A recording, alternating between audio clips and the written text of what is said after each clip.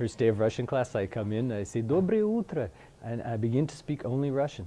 And I speak Russian the entire time of the first day of class, assuming that none of them have ever heard a single word of Russian before. Maybe some of them have, but most haven't.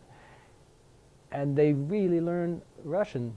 I only speak maybe 8 to 10 words and phrases the whole time, but I structure it in such a way that they gradually pick these words and phrases up from the context, and they're able to use them. In fact, they have to use them in order to interact with me.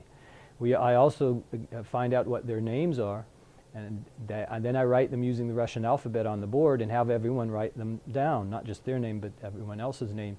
And so by the end of the class, they also have been exposed to actual use of the Russian alphabet in a context that they'll remember because they're writing their own names. So they have been exposed to quite a bit on the first day of class. They haven't just taken home the syllabus and nothing else.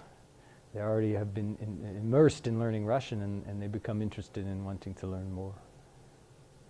One of the ways that you motivate students when you're teaching a language, especially a basic language, is make sure that they are actively engaged in using the language in the class.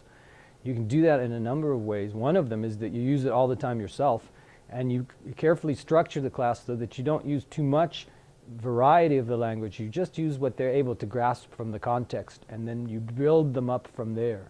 So students can't help but be interested because they're going to be called on. They're going to have to actually use what they are being exposed to in class.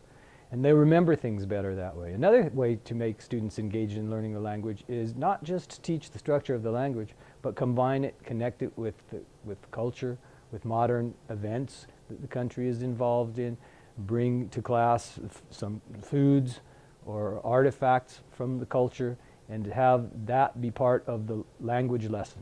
And that also helps make learning the language more interactive.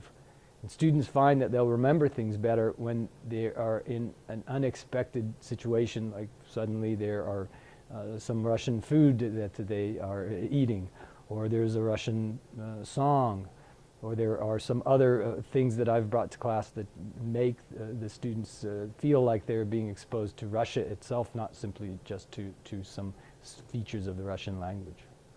So teaching the language actively, interactively, is the way to get students interested and engaged in learning it.